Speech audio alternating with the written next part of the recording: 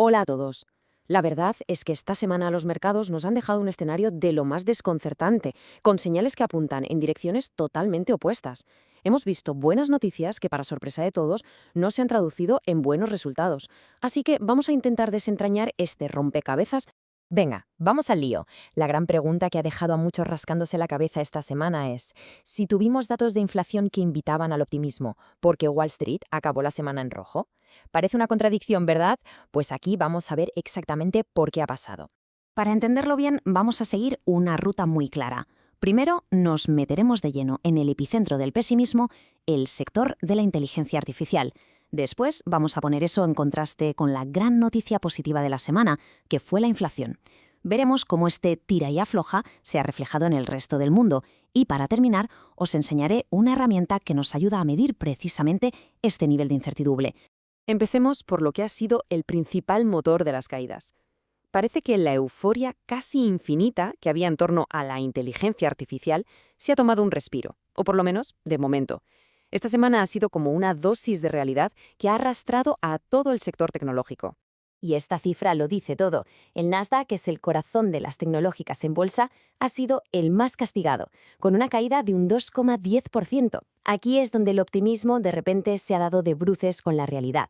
Vamos a ponerle nombres y apellidos a este impacto. Como vemos en la tabla, el problema no fue de una sola empresa. Es que la caída de Cisco es de casi un 10% o la de Netflix de más de un 6%.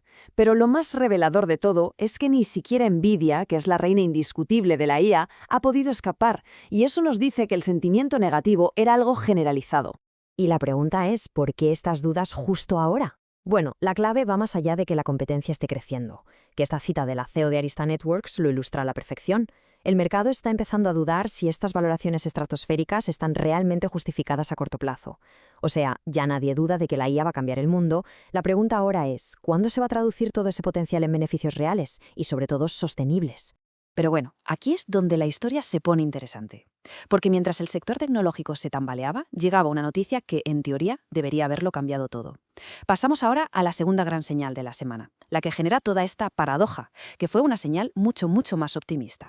Y esa noticia fue esta. El dato de inflación de enero en Estados Unidos fue un verdadero alivio. En una situación normal, un dato como este habría sido motivo de fiesta en los mercados, porque sugiere que la presión sobre los precios por fin se está enfriando. Pero aquí es donde la cosa se complica, y esta diapositiva lo muestra perfectamente. Tenemos dos fuerzas tirando en direcciones opuestas. Por un lado, la inflación se enfría, que es una noticia fantástica. Pero por otro, el mercado laboral sigue que arde. Para la Reserva Federal, el Banco Central de Estados Unidos, esto es como intentar conducir pisando el acelerador y el freno a la vez. Un lío. ¿Y por qué es esto tan importante para los mercados?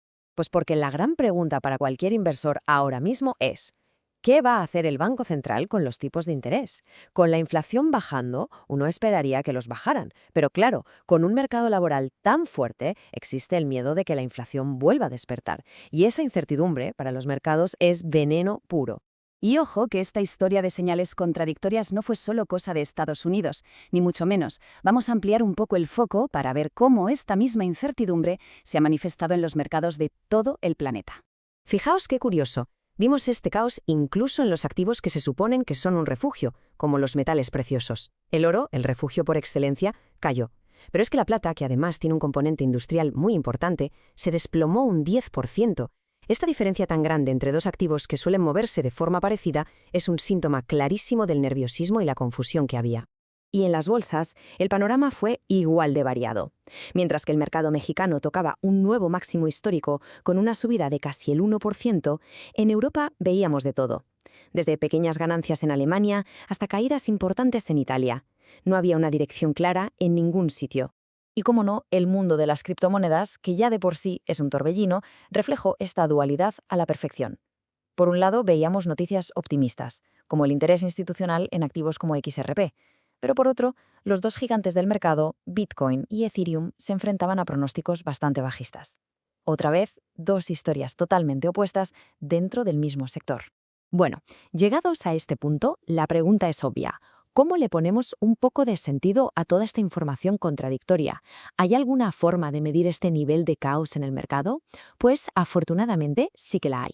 Aquí es donde entra en juego una herramienta bastante fascinante, el índice de caos financiero o FCIS.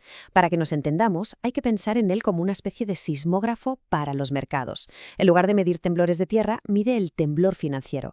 Analiza si los diferentes activos se mueven en sintonía o si, como ha pasado esta semana, cada uno va por su lado, generando desorden. Este modelo nos dice que el mercado puede estar en 3 estados, como si fuera un semáforo. El verde sería caos bajo, todo tranquilo. El rojo es caos alto, o sea, pánico y crisis. Y luego está el estado intermedio, el azul, que es justo donde nos encontramos ahora. Como se ve en el gráfico, es una zona de pura incertidumbre, un tira y afloja donde las buenas y las malas noticias pelean por el control sin que haya un ganador claro. Y con esto llegamos a la pregunta final, la que queda en el aire.